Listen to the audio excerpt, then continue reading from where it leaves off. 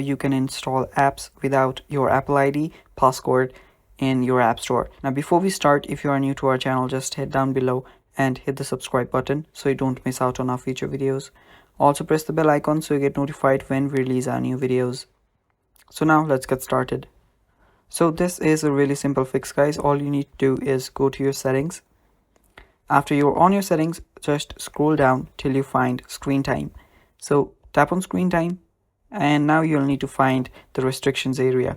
So right here you'll see under restrictions, content and privacy restrictions. Tap on it, and if it's off, just toggle this button on, and after you do that, just go to iTunes and App Store purchases.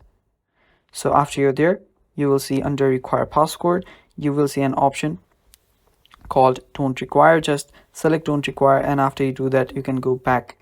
Now after you do this, your settings is almost set. Now just go to your App Store and start downloading your apps without having to type in your password. So yeah, that is basically it, guys. Thank you for watching. Stay tuned for more, and bye.